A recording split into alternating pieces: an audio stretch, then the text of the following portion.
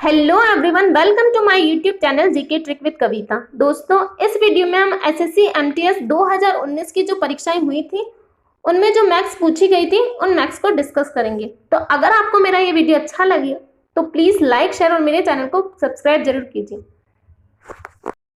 तो ये देख लीजिए, डेट और shift, multitasking non technical staff examination 2019। Exam date है 21/8/2019 और सेकेंड शिफ्ट। तो चलिए स्टार्ट करते हैं। तुम्हारा पहला क्वेश्चन है 343 सेंटीमीटर, 49 सेंटीमीटर, 7 सेंटीमीटर किसी ठोस धात्विक घनाभ को पिघलाकर 7 सेंटीमीटर भुजा वाले एक घन निर्मित किए जाते हैं। सभी निर्मित घनों के कुल पृष्ठीय क्षेत्रफल का योग। तो हमें बताना है सभी निर्मित कुल घनों के कुल पृष्ठीय क्षेत्रफल। तो घन का कुल पृष्ठीय क्षेत्रफल होता है क्या है 6 मल्टीप्लाई भुजा। तो इसके लिए हमें क्या चाहिए, भुजा चाहिए 7 सेंटीमीटर वाले की। तो 7 सेंटीमीटर वाले की भुजा कैसे निकालेंगे हम, 343 मल्टीप्लाई 49 मल्टीप्लाई 7। हमें बनाना कितना है इनको पिघलाकर 7 सेंटीमीटर भुजा वाले बनाना है। तो 7 से हम इसको डिवाइड कर देंगे। तुम्हारी भुजा क्या निकल के आएगी इसकी 343 मल्टीप्लाई 49। ये हमारी भुजा निकल के आ गई। तो हम इसको किससे मल्टीप्लाई करेंगे 6 से। 6 को मल्टीप्लाई करेंगे 343 से मल्टीप्लाई 49। तो ये क्या निकल के आ जाएगा, इसको मल्टीप्लाई करने पे ये निकल के आ जाएगा 1,08,42। नेक्स्ट क्वेश्चन, अगला क्वेश्चन है सिंप्लीफिकेशन से। तो इसको सॉल्व कर लेते हैं हम। 16 को 3 से मल्टीप्लाई करेंगे 48, 48 प्लस 1 49 यहाँ आ जाएगा, 16 यहाँ आ जाएगा। इसका रूट लेंगे तो ये हो जाएगा 7 और ये हो जाएगा 4। तुम्हारा ये रूट से अंदर का आंसर निकल के आया 7/4। इसको प्लस करना है 1/2 से, माइनस करना है 3/4 से। तो हम निकाल लेते हैं, यहाँ पे 4 एलसीएम ले लेंगे। ये हो जाएगा 7, यहाँ पे हो जाएगा 2, यहाँ पे हो जाएगा 3। तो 3 माइनस करेंगे इससे तो कितना निकल के आएगा 6/4। 6/4 को हम क्या लिख सकते हैं 3/2। 3/2 को हम लिख सकते हैं 1/1/2। ऑप्शन नंबर 3 हमारा करेक्ट आंसर होगा। नेक्स्ट क्वेश्चन, क्वेश्चन है A:B 2:3 है, B:C 2:3 है। तो हमें पहले इनका रेशियो निकाल लेते हैं। A:B है और B:C है। तो ये तो 2:3 है और ये हमें दिया है 2:3। तो यहाँ पे 3 हो जाएगा और यहाँ पे ये 2 है तो यहाँ पे 2 लिख देंगे। तो कितना रेशियो निकल के आया इनका 4, 2 3 जा 6, 3 3 जा 9। तो इनका रेशियो निकल के आया 4 6 9, 4 6 9। ABC का रेशियो हमने निकाल लिया। अब हमें इनका मान बताना है जो हमें दे रखा है क्वेश्चन में। 3A का स्क्वायर, ए हमें दिया है 4, तो 4 का स्क्वायर 16 हो जाएगा, 16 यहाँ लिख लेंगे। प्लस करना है बी का स्क्वायर, तो बी हो जाएगा 36 यहाँ पे। सी का स्क्वायर 81, तो इनको प्लस कर लेंगे। ये 16 दिया 48 हो जाएगा। ये 48 प्लस 36 प्लस 81 कितना हो जाएगा 6 और 8 14 और 1 15, एक हासिल लग जाएगा। 4 और 3 7 और 1 8, 8 और 8 16, 165 निकल के आ रहा है। तो एक का मान हमारे पास आ रहा है 165। इसका मान हम निकाल लेते हैं। ए था 4, 4 का square 16 plus 2B square, B हमारा था 6, 6 दूना 6 का स्क्वायर 36, 36 दूना 72 हो जाएगा। और सी हमारा था 9, 9 का स्क्वायर 81। तो इनको प्लस कर लेंगे हम, 6 और 3 9, 8 8 16, 169। तो हमारा रेशियो क्या निकल के आ रहा है 165:169। यही निकल के आ रहा है जो कि ऑप्शन नंबर बी है। नेक्स्ट क्वेश्चन, हमारा अगला क्वेश्चन है ए तथा बी को एक साथ मिलकर 13/15 भाग कार्य करना है और बी तथा सी को मिलकर 11/20 भाग कार्य का करना है। ए तथा सी की मजदूरी का अंतर 7,600 है। तो ए तथा सी की कुल मजदूरी है। कुल मजदूरी का मतलब ये है कि अगर वो सारा काम ए तथा सी मिले तो उनकी मजदूरी कितनी है हमें वो बताना है। तो हम पहले निकाल लेते हैं। 13/15 भाग ए प्लस बी ने किया है, 11/20 भाग ए प्लस सी ने किया है। तो हम टोटल वर्क मान लेते हैं। तो टोटल वर्क, इनका एलसीएम ले लेते हैं 60। तो टोटल वर्क हमने 60 माना है। 15 चौक 60 और ये 13 से मल्टीप्लाई करेंगे तो 52। तो ए प्लस बी ने मिलकर कितना काम किया है 52 काम किया है। यहां देख लेते हैं 33 काम किसने किया है बी प्लस सी ने मिलकर। ए प्लस बी का वर्क हमारे पास कितना आया 52, बी प्लस सी का वर्क कितना आया 33। अब इन दोनों में क्या कॉमन है, इन दोनों में बी कॉमन है, यहाँ पे दिख रहा है बी कॉमन है, तो डिफरेंस किसकी वजह से आया होगा, ए और सी की वजह से आया होगा।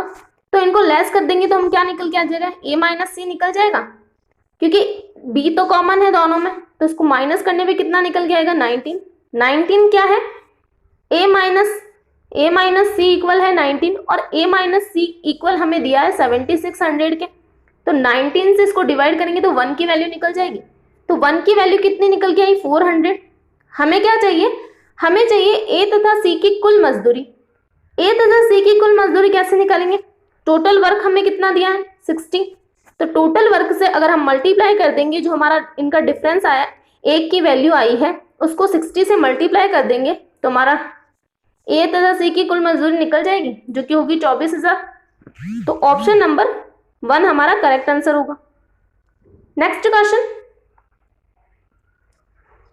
है, किसी घनाभ की लंबाई चौड़ाई ऊंचाई 6 सेंटीमीटर 8 सेंटीमीटर 10 सेंटीमीटर है, तो इसका आयतन होगा।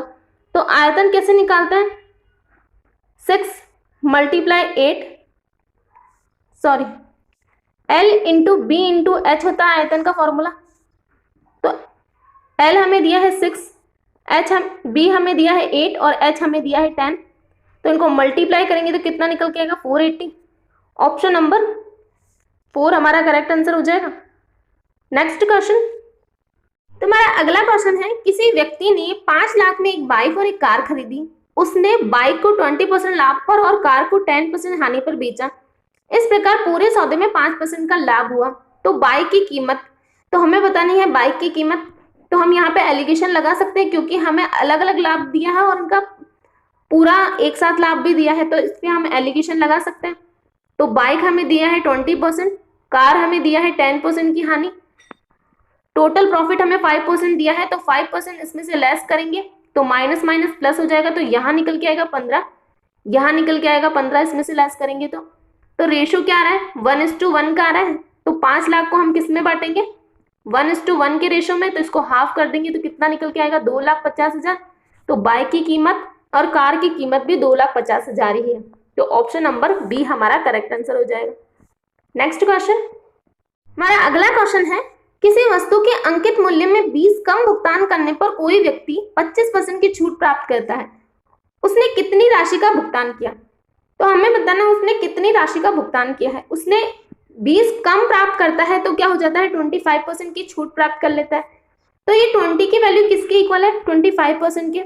उसने कितना भुगतान किया होगा 25% की उसने छूट प्राप्त कर ली, तो उसने भुगतान कितने का किया होगा 75 का किया होगा। और 20 की वैल्यू किसके इक्वल है 25 के इक्वल है, तो हम 75 की वैल्यू निकाल लेंगे तो 25 से जाएगा ये 25 या 75, 3 दूना 6, तो उसने कितना भुगतान किया है 60 रुपए का उसने भुगतान किया है। ऑप्शन नंबर 4 हमारा करेक्ट आंसर हो जाएगा। नेक्स्ट क्वेश्चन, अगला क्वेश्चन है, कोई खुदरा विक्रेता 22 केजी चावल 35 प्रति केजी दर से खरीदा और 13 केजी चावल 30 प्रति केजी की दर से खरीदा। जब उसने दोनों किस्मों को मिश्रित कर 40 प्रति केजी की दर से बेच दिया तो उसने कितना लाभ प्राप्त किया।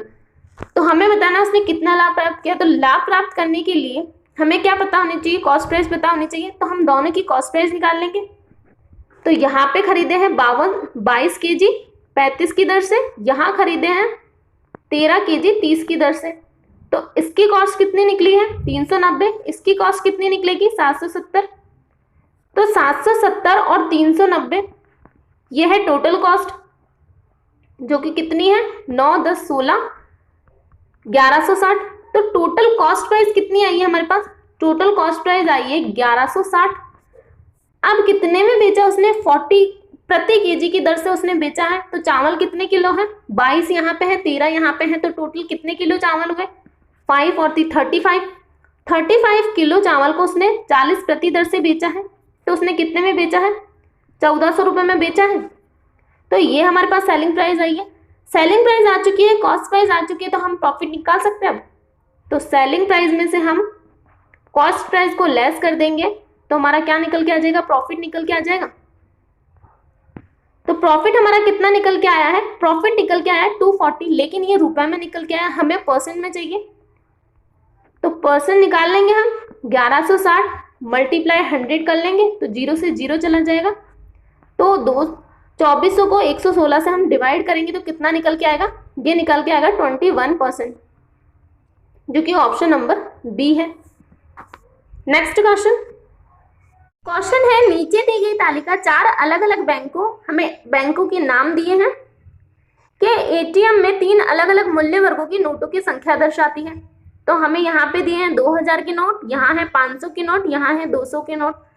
हमें बताना है सभी 4 बैंकों को मिलाकर 200 मूल्य वर्गों के नोटों की कुल संख्या 2000 मूल्य वर्गों के नोटों की कुल संख्या से कितना कम है। तो हमें 2000 और 200 के नोटों का डिफरेंस बताना है। तो यहाँ पे हमें दिया है 225, यहाँ दिया है 250, तो ये हो जाएगा 475, ये दोनों 475 हो जाएंगे और ये 300 है, तो 475 और 300 हो जाएंगे 775। तो 2000 के नोट तो हमारे पास आ चुके हैं। अब हम निकाल लेते हैं 200 के नोट। यहाँ पे दिया है 150 और ये दिया है 175, तो 150 और 175 हो जाएंगे 325, 325 और यहाँ पे दिया है 350, तो 325 और 350 हो जाएंगे 675। इनको लेस करेंगे तो कितना निकल के आएगा, ये निकल के आएगा 100। तो कितनी आए, इनका डिफरेंस कितना निकल के आया है, 100 निकल के आया है, option number B. Next question, अगला क्वेश्चन है 30 छात्रों का औसत अंक 65 है, 36 छात्रों का औसत अंक 35 है और 34 छात्रों का 45 है। तो सभी छात्रों का औसत, तो हमें सभी का कंबाइन निकालना है। तो पहले हमें संख्या निकालनी पड़ेगी, इनका टोटल निकालना पड़ेगा। तो 30 का दिया है 65, तो इसको मल्टीप्लाई करेंगे तो ये निकल के आएगा 1950। यहाँ पे दिया है 36 का 35, इनको मल्टीप्लाई करेंगे तो ये निकल के आएगा 1260। यहाँ दिया है 34 का 45, तो 34 को 45 से मल्टीप्लाई करेंगे तो ये निकल के आएगा 1530। तो ये टोटल आ गया। अब इनको प्लस करेंगे, 1950 1260 प्लस करना है 1530, तो टोटल कितना निकल के आएगा, 6 और 3 9 14, यहाँ 40 हो जाएगा, 9 10 10 और 5 15 16 17 और ये निकल के आएगा 4, तो निकल के आ रहा है 4740। तो टोटल एवरेज निकल के आ रहा है, टोटल निकल के आ रहा है 4740। इसको डिवाइड करना है हमें, 30 छात्र यहाँ है, 36 छात्र यहाँ है, 34 छात्र यहाँ है, 30 प्लस 36 प्लस डिवाइड करेंगे 34, तो इनको प्लस करके जब हम इसमें से डिवाइड करेंगे तो ये निकल के आ जाएगा। तो आप कर लीजिएगा, ये तो कैलकुलेशन है। नेक्स्ट क्वेश्चन, तुम्हारा अगला क्वेश्चन है, एक व्यक्ति 75 किलोमीटर की यात्रा 25 किलोमीटर घंटे की गति से करता है, अगली 60 किलोमीटर की यात्रा 20 किलोमीटर की गति से करता है, उसके बाद क्या करता है 90 किलोमीटर की यात्रा 15 किलोमीटर घंटे की गति से करता है। तो औसत गति, तो औसत गति कैसे निकालेंगे, जो टोटल डिस्टेंस है, तो टोटल डिस्टेंस कितनी है 60 और यहाँ है 90, टोटल डिस्टेंस इसको ऐड करेंगे तो निकल के आएगा 225। ये हमारी टोटल डिस्टेंस निकल के आई है 225। तो 75 करता है 25 की गति से और यहाँ पे 60 करता है 20 की गति से, 90 करता है 15 की गति से। तो इसको डिवाइड करेंगे तो ये हो जाएगा 3, यहाँ पे डिवाइड करेंगे तो यहाँ हो जाएगा 3, यहाँ से डिवाइड करेंगे तो यहाँ हो जाएगा 6। तो टोटल उसने कितना टाइम लगाया, 3 यहाँ लगाया, 3 यहाँ लगाया, 6 यहाँ लगाया, तो कितना निकल के आएगा, ये निकल के आएगा 12। तो 225 डिवाइड बाय 12 करेंगे तो 12 एकम 12 बचा 10, 8 टाइम जाएगा 96 होता है, तो 96 इसको लेस करेंगे तो निकल के आएगा 9 7 84 84, बाकी बचा है 6, तो 5 टाइम 12 पंजे 60 होता है, तो निकल के कितना आया 18.75। उसकी एवरेज स्पीड आई है 18.75। नेक्स्ट क्वेश्चन, तुम्हारा अगला क्वेश्चन है, 9 पुस्तकों में पृष्ठों की औसत संख्या 400 है, यदि प्रथम 5 पुस्तकों में पृष्ठों की औसत संख्या 430 है और अंतिम 5 पुस्तकों की 380 है, तो 5वें पुस्तक की पृष्ठों की संख्या। तो यहाँ हमें 10 की दे रखी है और यहाँ हमें 9 की दी है, तो 10 में से हम 9 की लेस कर देंगे तो 10 5वीं निकल के आ जाएगी।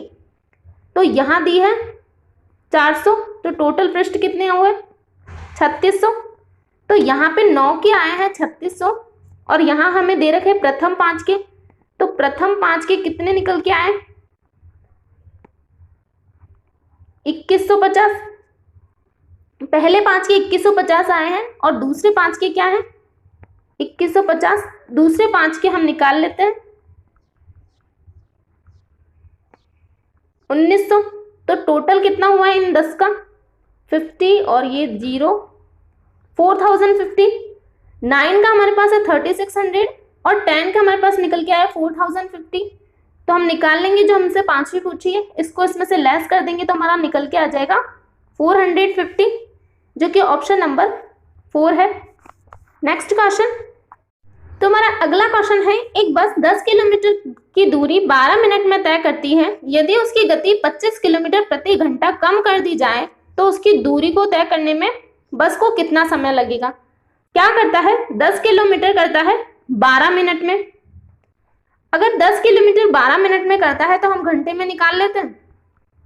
तो 1 घंटे में कितना करेगा, 1 घंटे में वो दूरी तय करेगा 50 किलोमीटर की। 1 घंटे में जब वो 50 किलोमीटर की दूरी तय करेगा, हमें करना है 25 कम। तो फिर हमें क्या करना है, 1 घंटे में 25 किलोमीटर की दूरी से चलाना है उसको। अगर 1 घंटे में 25 किलोमीटर की दूरी से चलेगा वो, तो जहां 10 किलोमीटर 12 मिनट में तय कर रहा था, तो अब कितना टाइम लगेगा उसको। गति कम हो गई है तो टाइम डबल हो जाएगा। अगर गति आधी हुई है तो टाइम उसका डबल हो जाएगा। तो पहले 12 था तो अब कितना हो जाएगा, 24 मिनट हो जाएगा, क्योंकि यहाँ पे गति आधी हो गई है तो टाइम डबल हो जाएगा। तो ऑप्शन नंबर 4 हमारा करेक्ट आंसर हो जाएगा। हमारा अगला क्वेश्चन है, वह राशि कितनी है जो 5% साधारण ब्याज की दर से 4 वर्षों में 1440 हो जाती है। ये 1440 हमें क्या दे रखा है, ये 1440 हमारा अमाउंट है, इंटरेस्ट नहीं है। इंटरेस्ट हम कैसे निकालते हैं, प्रिंसिपल मल्टीप्लाई जो रेट दी होती है और टाइम अपॉन 100 इक्वल जो इंटरेस्ट हमें दिया होता है। लेकिन यहाँ हमें इंटरेस्ट नहीं दिया है, यहाँ हमें अमाउंट दिया है। तो अमाउंट क्या होता है, प्रिंसिपल प्लस इंटरेस्ट। तो प्रिंसिपल हमारा यहाँ है, ये हो गया 20, तो 20 है तो इसमें अमाउंट भी ऐड होगा। तो अमाउंट क्या हो जाएगा 100%, प्रिंसिपल हो जाएगा 100%। तो यहाँ पे हमें 120 करना पड़ेगा और यहाँ हो जाएगा 100। इसकी वैल्यू हमें दे रखी है इसके इक्वल, तो इसको डिवाइड कर लेंगे हम। तो 12 से जाएगा ये 120 बार, 120 को मल्टीप्लाई करेंगे 10 से तो निकल के आ जाएगा 1200। यहाँ 120 मैंने इसलिए किया है क्योंकि यहाँ पे हमें अमाउंट गिवन है। अगर इंटरेस्ट होता तो हम 20 से करते, लेकिन हमें यहाँ पे अमाउंट दिया है इसलिए हमें 120 करना पड़ा। तो हमारा आंसर हो जाएगा 1200। नेक्स्ट क्वेश्चन है, किसी राशि पर 20% वार्षिक दर से 2 वर्ष के चक्रवृद्धि ब्याज तथा साधारण ब्याज का अंतर 200 है। तो राशि है, तो हमें बतानी है राशि 20% वार्षिक दर से 2 वर्षों का। तो हम प्रिंसिपल को कुछ मान लेते हैं। तो प्रिंसिपल हम मानते हैं इसी का, ये हो जाएगा 1/5। तो इसका स्क्वायर मान लेते हैं, 5 का स्क्वायर, 5 का स्क्वायर हो जाएगा 25। ये हमने प्रिंसिपल अज्यूम किया है। 2 वर्ष का ब्याज हमें दिया है तो पहले हम 2 वर्ष का ब्याज निकाल लेते हैं, 1/5। तो ये हो जाएगा 5, यहाँ हो जाएगा 5। फिर इंटरेस्ट पे इंटरेस्ट हो जाएगा सेकेंड ईयर 1। तो टोटल इंटरेस्ट कितना निकल के आया, यहाँ 5, यहाँ 5, यहाँ 1, 11 हमारा नया इंटरेस्ट निकल के आया है। और यहाँ पे हमें दिया क्या है, डिफरेंस दिया है। तो डिफरेंस क्या था, 5 यहाँ था, 5 यहाँ था और यहाँ पे 1 था। तो डिफरेंस कितना है, 1 का डिफरेंस। यही होता है डिफरेंस सिंपल और कंपाउंड इंटरेस्ट का। सिंपल बोलेंगे हम तो 10 हो जाएगा, अगर इनका कंपाउंड निकालेंगे तो 11 हो जाएगा। तो इनका डिफरेंस कितना निकल के आया, 1 निकल के आया।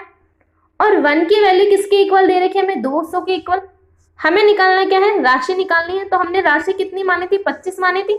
तो 25 को 200 से मल्टीप्लाई करेंगे तो कितना निकल के आएगा, 25 दूना 50, 5000 राशि निकल के आ जाएगी, जो कि ऑप्शन नंबर 4 है। नेक्स्ट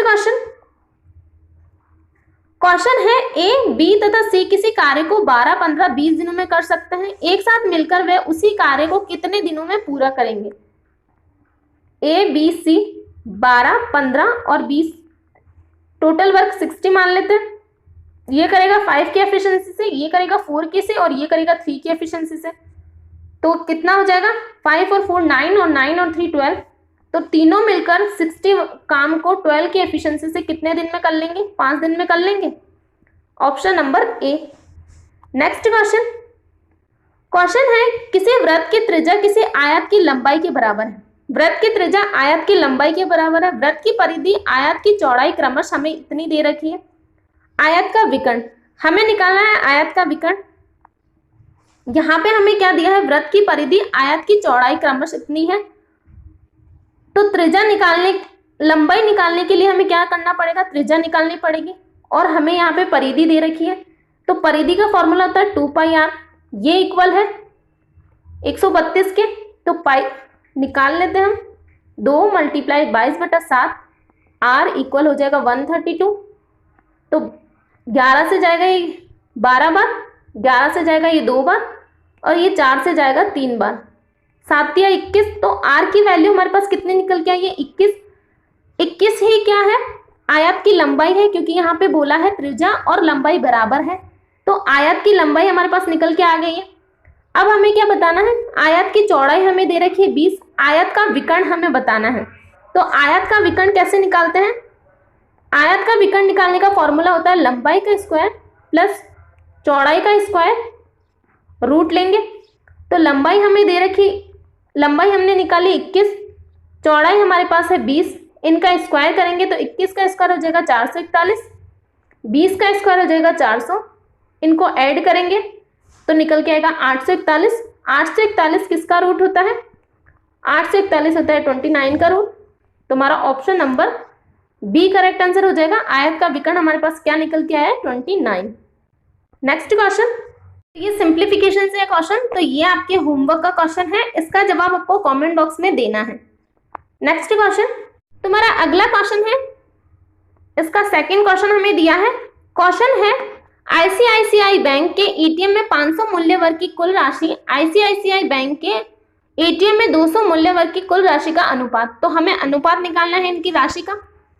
तो यहाँ पे ये दिया है आईसीआईसी बैंक, निकालना है 500 के, तो 500 का है 200 और इसमें यह है 175, ये है 200 के, इससे मल्टीप्लाई भी करना पड़ेगा क्योंकि कुल राशि बोला है, और ये है 500 का, तो इसको 500 से मल्टीप्लाई कर देंगे तो रेशियो निकाल लेंगे। ये 200 से 200 चला जाएगा, 25 से हम डिवाइड करेंगे तो 25 से 25 दूना 50 और 25 से जाएगा ये 7 बार, तो रेशियो कितना निकल के आया, 20:7। ऑप्शन नंबर 4 हमारा करेक्ट आंसर हो जाएगा। नेक्स्ट क्वेश्चन, अगला क्वेश्चन है, दो संख्याओं का महत्तम समापवर्तक और लघुत्तम समापवर्तक हमें 37 और 444 दिया है। यदि पहली संख्या 111 है तो दूसरी संख्या क्या होगी। तो क्या होता है, एलसीएम मल्टीप्लाई एचसीएफ, ये किसकी इक्वल होता है, फर्स्ट संख्या मल्टीप्लाई सेकंड संख्या, यही होता है। तो एलसीएम हमें दे रखा है 37, एचसीएफ हमें 37 और एलसीएम हमें दिया है 444। पहली संख्या हमें दे रखी है 111, तो हम इसको डिवाइड करेंगे तो ये हो जाएगा 4 टाइम। तो सेकंड संख्या क्या निकल के आएगी हमारे पास, 37 × 4, ये हो जाएगी 148। Option number 3। नेक्स्ट क्वेश्चन, तो ये आज का हमारा 25 नंबर का क्वेश्चन है। क्वेश्चन है, किसी माता और उसके पुत्र की वर्तमान आयु 4:1 है। आज से 14 वर्ष बाद उनकी आयु का अनुपात, तो इनको प्लस करेंगे 14, तब क्या हो जाएगा, इनकी आयु का अनुपात 2:1 हो जाएगा। माता की वर्तमान आयु, तो इनको क्रॉस मल्टीप्लाई करेंगे, ये हो जाएगा 4, यहाँ हो जाएगा 2, डिफरेंस आया 2, तो 2 किसकी इक्वल हो जाएगा, यहाँ पे डिफरेंस है 1, 14 से मल्टीप्लाई करेंगे तो 2 की वैल्यू आई है 14 के इक्वल, तो 1 की वैल्यू किसके इक्वल हो जाएगी, 1 की वैल्यू हो जाएगी 7 के इक्वल। और हमें यहाँ पे वर्तमान आयु दे रखी 4:1, तो हमें निकालनी है माता की, तो 1 की वैल्यू इक्वल आई है 7 के, तो 7 से मल्टीप्लाई करेंगे तो कितना निकल के आएगा 28, तो इनकी वर्तमान आयु कितनी निकल के आई 28। Option number 4। तो आज के लिए इतना ही, थैंक यू।